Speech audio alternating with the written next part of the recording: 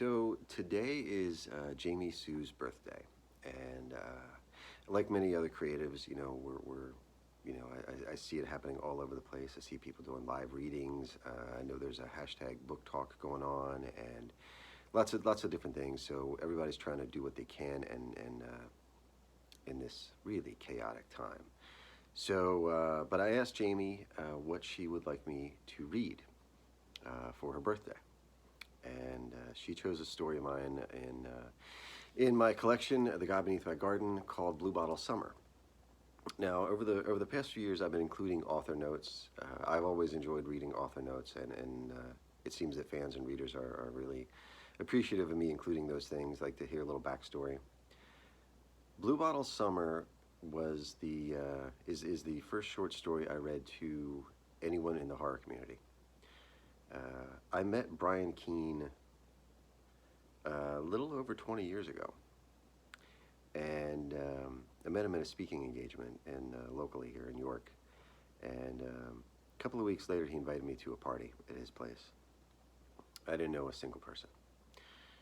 I was unplugged from the horror community. I was focusing on running my ad agency. I was not writing. Wasn't focusing on that. But Brian invited me over, and he made two requests, demands, I should say. I asked him if I could bring anything, and he requested a bottle of absinthe. So I got the bottle of absinthe, and then he said, at the end of the night, when everything unwinds, we do backyard readings. So make sure you bring something to read. Shit. I didn't have anything to read. I had older crap stuff that I'd set aside. So I had about 4 days to come up with something to read. So this story is the result of that. And it seemed to go over pretty well.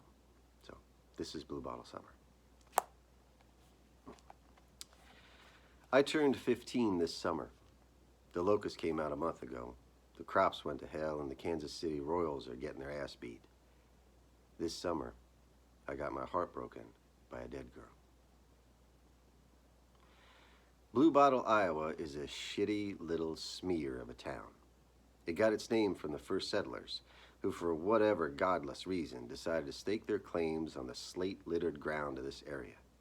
None of them had enough livestock to fertilize the fields, so they began adding their own excrement to the soil, creating massive swarms of bluebottle flies in the process.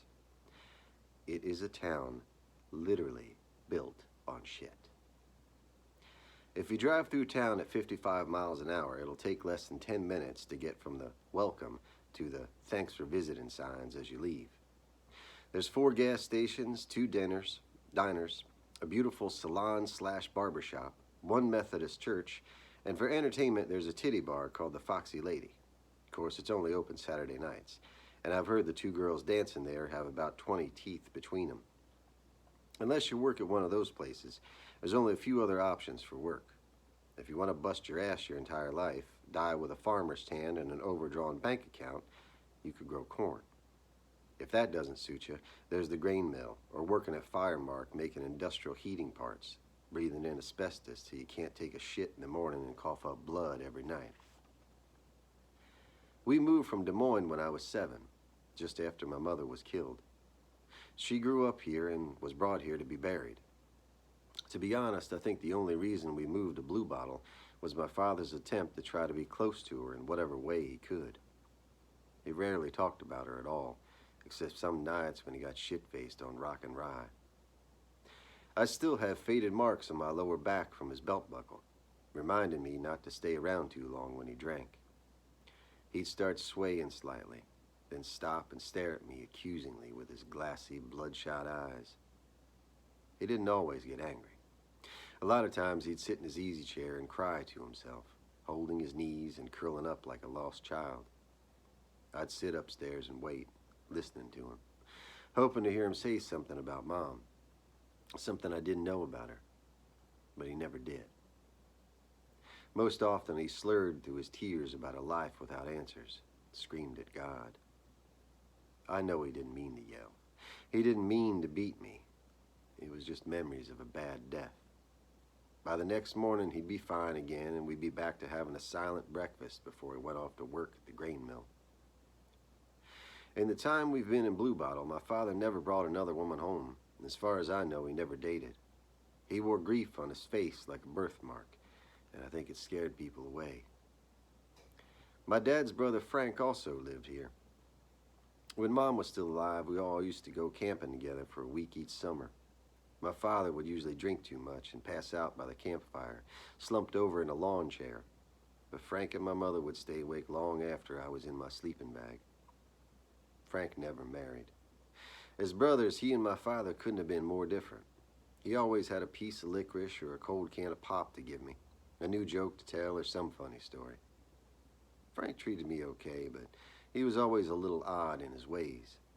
He seemed as if he was listening to me, but often he would look at me strangely, as if he was studying something in the lines of my face, and I could tell his mind was on other things. He was a good outdoorsman. Frank taught me things my dad never did: how to wolf whistle through a leaf, how to recognize poison ivy and which berries were okay to eat. I thought Frank was a good man. It was early June when I found the dead girl. She was lying in the field, hair splayed around her face in a halo of yellow, pure as Iowa corn silk. She wore a simple lavender dress with tiny purple flowers embroidered on the front. It had been ripped away from one shoulder and soaked with blood at the neckline. Her face was a swirling teal-colored mirror, and for a moment I thought she was wearing a mask until I stepped closer, and most of the flies went away. She couldn't have been more than 13, and her throat had been cut from ear to ear. Her name was Molly Ann, the daughter of Pastor Jack McCullough, and I had heard she'd been missing for several days. They had moved from Boston barely a month ago, and now here she was, dead and lying in an Iowa cornfield, while clouds floated by in the eternal blue overhead. I sat among the rows of corn and watched her, listening to the corn stalks whispering their secrets, while the locusts all around us screamed their disapproval. I don't know why I never told anyone that first day. Anyone else would have told their parents or called the police. It had been so long since I sat with anyone that would listen, I guess I was just lonely and reluctant to give it up. That night I dreamt of Molly in her lavender dress, alive and laughing and running between the rows of corn. Swarms of bluebottle flies whirled around her like handfuls of blue-green sparklers, and she looked so beautiful and pure and good that I woke up with tears in my eyes, desperately trying to hold on to the dream world where she lived. The next morning after my father left for work, I went back to see her, and Molly was still there, undiscovered like a rare artifact. The morning dew strengthened the smell of the pesticide they sprayed over the fields and the thick, heady odor of abrupt death. I brought a jug of water and a handkerchief and began to clean her up. Her left jawline was bruised and purple with an angry red stripe of blood running up to her temple. Where the shoulder of her dress had been ripped, mottled blue handprints stood out, and a single pearlite button held the top of her dress together, holding on by one fragile thread. I talked to her as I worked, about school and how I couldn't wait to get out. I told her about my father and Frank, and about my mother, and how I thought of running away. New York, Chicago, Boston, any big city would do. Anywhere the land wasn't flat enough to see for miles in every direction. I washed the dirt from her arms and elbows. Her fingernails had small shreds of skin beneath them, and I wiped them away. Her skin looked frosted and sculpted from some kind of pale, exotic stone. She was beautiful. The water in the jug had started to warm from the sun, and I soaked the washcloth again, wiping away smears of blood from her face. Her lips were cracked and dry like field dirt gone too long without water, and I ran the cloth over them, giving her what moisture I could. I tried, but I couldn't bring myself to clean her throat. It was crusted but still glistening like the insides of spring caterpillars. I did what I could cleaning her up, and wiping away the bluebottle eggs. There was a single maggot at the corner of her right eye, and I folded the washcloth, brushing it away. And Molly opened her eyes and began talking to me. She had dark, dead eyes the color of frosted plums, and as I sat there and listened, it was easy to drift off in the shadows swirling inside them. I came back to see Molly for the next 3 days, but it only took that first afternoon to fall in love with her. She told me about her life, the life of a pastor's daughter, and what it was like to grow up in a big city like Boston. She told me of her earliest memories and that she had wanted to be a reporter when she grew up.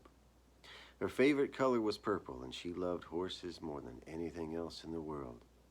She told me she wasn't angry with God, but she didn't understand.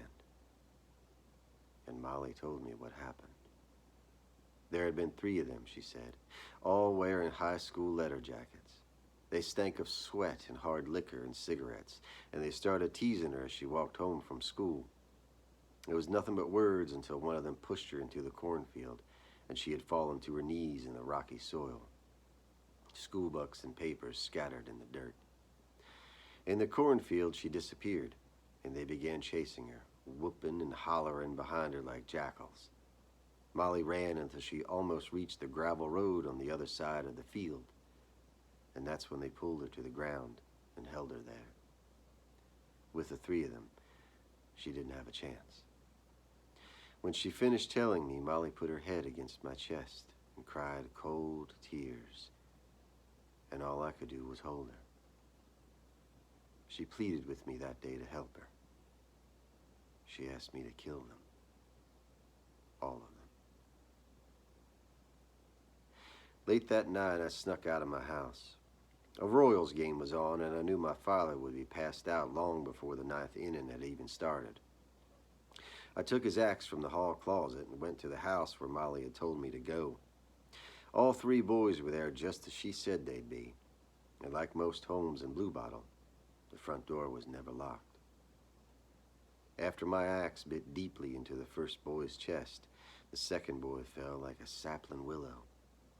By the time I chopped into the last boy's neck, I was sobbing.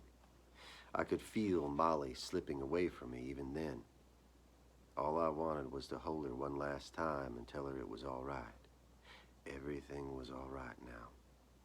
But if I went back to the field, I knew she'd be gone, and we'd never talk again. Her avenged death would bring a rest, but my heart still ached, and I got careless and left the axe behind. Back in Des Moines, my father had been in the volunteer fire department for 7 years before we left. The other volunteers had gotten him drunk, given him a party at the fire hall, and handed him an axe with Firehouse 43 and his name engraved in the bright red blade. When I left it behind, I may as well have signed his name to the killings. Next morning, the police came into the grain mill just after coffee break and arrested my father in front of everyone. He fought them at first, until they threw him down, cuffed him, and dragged him away screaming. I wonder if he looked like he did after Mom died, if he had that same lost, confused expression, full of endless questions, with no answers inside. Frank came over just after the police left, his face grave and sickly. He told me what happened, and then tried to give me an awkward hug, but I twisted away and ran. My father never claimed innocence, but I think that first night in jail he figured it out for himself. Wasn't too hard, really.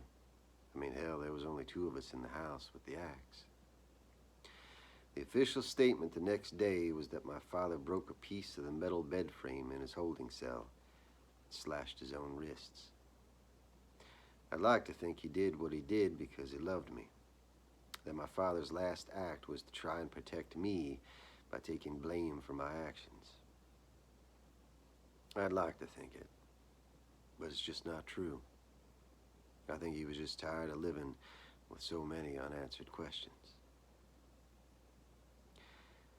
It only took 3 weeks of people finger pointing and whispering at us before Frank asked me if I'd moved to Cedar Rapids with him. In a town the size of Bluebottle, murders don't happen often, and when three high school lettermen nearly get decapitated, the townspeople grab onto it like a terrier with a meat bone, and they don't let go easily. I guess Frank figured it was time for a fresh start somewhere else, and I couldn't have agreed more. We talked one night about what happened to my mother. Frank told me some things I already knew and others I didn't.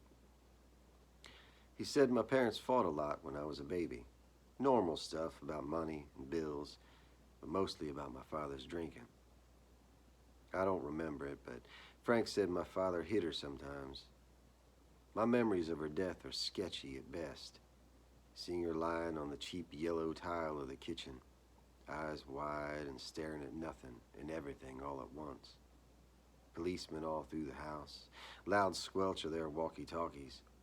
My father just home from work and still in his coat, red-faced and trembling, running his hands through his hair over and over as he tried to answer their questions. In the years since, there had been nothing new on her death.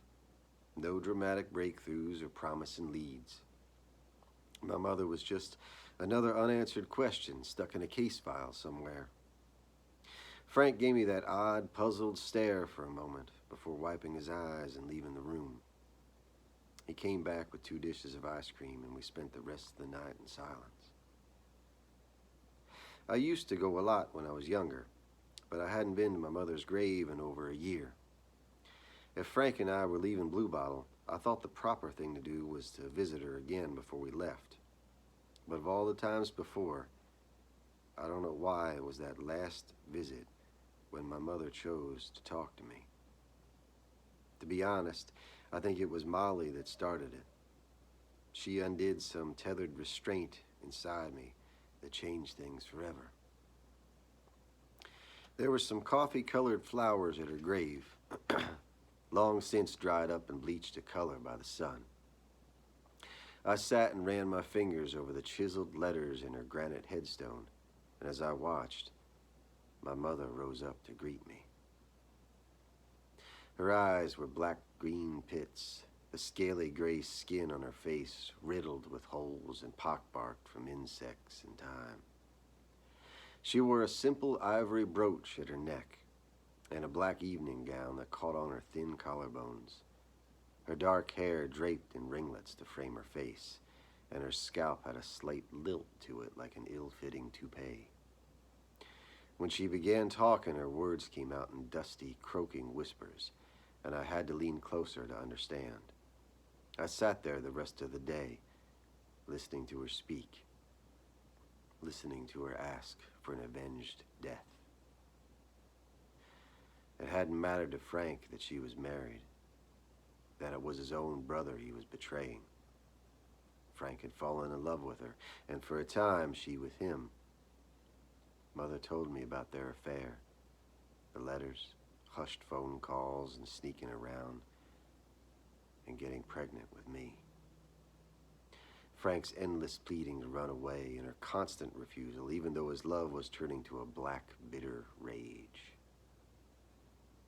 Mother told me everything I didn't know, and when I turned to leave, her bones chittered like bamboo wind chimes as she eased back into her restless grave. I was careless with my first axe, but I bought a new one. I like the way it feels when it's in my hands. Thick, tempered steel, familiar smell of lacquered hickory. I like the way it makes me feel when I hold it. And the feeling I got when I killed the boys? Well, when I brought it down on Frank's skull, the feeling was just as strong as before. One thing I didn't realize, once the dead start talking, they don't shut up. Frank has been prattling on non-stop for the past 2 days since I killed him. I've been spending a lot of time out on the front porch with the door shut tightly behind me. Yesterday I chopped Frank up and put him in the basement freezer, but I can still hear his muffled pleas, shrieking at me over and over to kill myself. I wonder how long it'll take someone to wonder why Frank hasn't shown up for work. How long before the cops come out and I'm hauled away? How long will Frank keep begging for an avenged death after I'm gone? Outside, I sit. It's hot with that tight, sticky, holding your breath feeling just before a storm is about to hit. But at least there's a little breeze. Outside, I sit and think of my mother. I think of Molly. I hope they're both all right, at peace. Outside, I sit and try to ignore the wet, screaming demands of Frank to kill myself. And all around me, the locusts keep screaming. So there you go, Jamie Sue. You are an amazing cheerleader, and you're just an amazing person in general. So I hope you have a happy birthday.